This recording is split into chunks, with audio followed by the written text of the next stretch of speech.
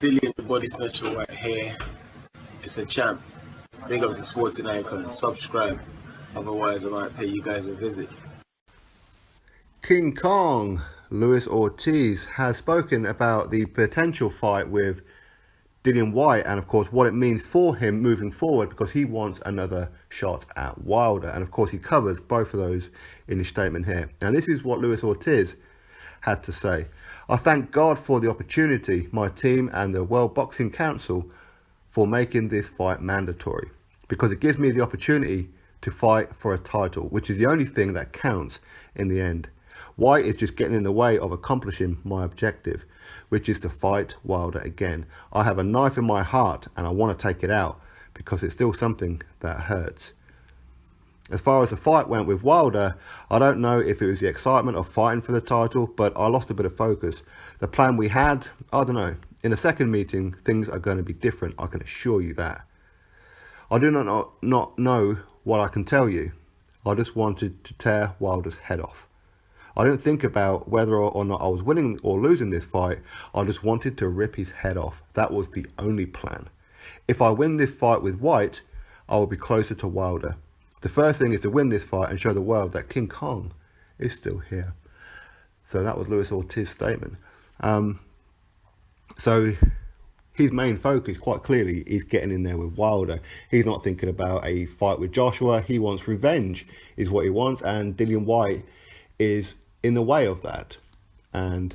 But it's very, very important to note here, he's saying that I can assure you when I meet Wilder again, the result is going to be different. So he's going to beat him convincingly by the sounds of it. With Dillian Whyte, he says, if I win this fight. So is he not that confident of fighting Dillian Whyte? I don't know, maybe just a play on words, who knows. But either way, this is fantastic news for boxing fans in general, right? Doesn't matter whether you like Luis Ortiz or if you like Dillian Whyte. It doesn't matter if you dislike both of them or whatever it may be. Of course, Dillian Whyte is my favourite heavyweight out of everyone. But this is an exciting fight, and it's a risky fight for both guys. No doubt about it. And much the same as it was with Deontay Wilder. Now, Deontay Wilder did get a lot of help in that fight. Doesn't matter what anybody says, he got a lot of help. Okay, there is no way. I mean, hey, listen, okay. He hung on in that fight in round number 7, okay, and hung on for dear life. And he gets all the credit in the world because he showed something that I wasn't too sure about. He showed that he's got the heart of a warrior to not go down, whereas most people would have went down, to be fair. Most people would have, from the onslaught from King Kong, because that boy hits hard.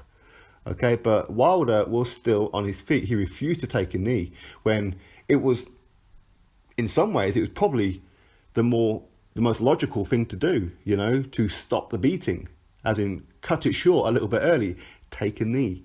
So you lose the round, big deal. He lost the round anyway. All the judges even gave it a 10-8 round to Luis Ortiz. So it was effectively what they would count as a knockdown. It was the same kind of thing.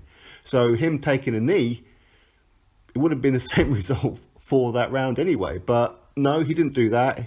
He was like, no, you can hit me, you can beat me. Yes, I'm out of it. I'm singing with the fairies right now and riding My Little Pony. But I'm not taking a knee. I'm not going down. So Wilder showed great heart. So I can never take that away from him. But fact is, the interim right at the end of round number 7, and again, had that fight gone on for another 10, 20 seconds or whatever, King Kong would have got him out of there. There's no doubt about it at all. I don't think anybody can dispute that. But that's not what happened. It's a 3-minute round. That is what it is. So he's given a minute, same as everybody, of course. At the end of each round, he was given a minute. He sat there. Not one doctor looked at him. The referee didn't look at him. Nobody went to him. But of course, when round number 8 starts, then the referee decides to have a look at him and then call over the medical team. That's not normal behaviour. Yes, you can get away with it in New York. Of course you can. This is the rules. This is what you can do. It doesn't mean you must do it. Now, they could have and should have checked him on in the corner within that minute break.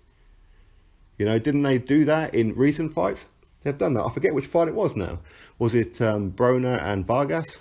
I forget which one it was now. But either way, it doesn't matter. Ultimately, Wilder won the fight. Okay, regardless of that.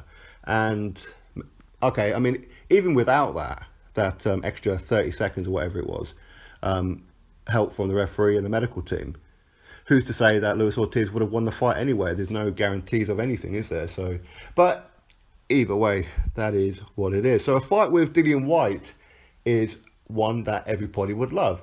It's a fight that Luis Ortiz definitely wants. It's a fight that Dillian Whyte definitely wants. And yes, he does want it. He said it multiple times, and he was chasing Luis Ortiz over a year ago now. Okay, so everybody who thinks that Dillian Whyte doesn't want smoke with Luis Ortiz, he does.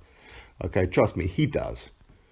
He will fight anybody. Doesn't matter whether you like Dillian or whether you dislike him. One thing you can say about him, he will get in the ring with anybody. He isn't afraid of no man at all. Okay, Luis Ortiz isn't just a regular man. He's King Kong, for crying out loud, but you kind of get the gist.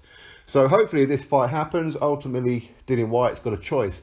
Does he do this one? Now, they are waiting for the WBC to find a resolution because they've made Dominic Breazeale the official mandatory, even though he's ranked number 2 in the division. And Eddie Hearn, Dillian Whyte, was told that Dominic Breazeale is not the mandatory, and they've been consistently told that, and they have it in writing. And now Eddie Hearn and Dillian Whyte have gone back to them saying, listen, I should be the damn mandatory, okay?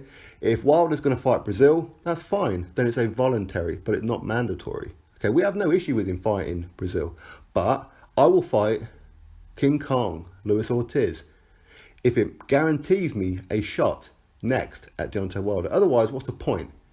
In the sense of, if he was to fight Kubrat Pulev next, he will become the IBF mandatory. So if he's given the choice, IBF mandatory or WBC mandatory, if the WBC are not going to make him mandatory for beating Luis Ortiz, then what's the point? He'll become second mandatory. So in other words, another year down the line, which is no good at all.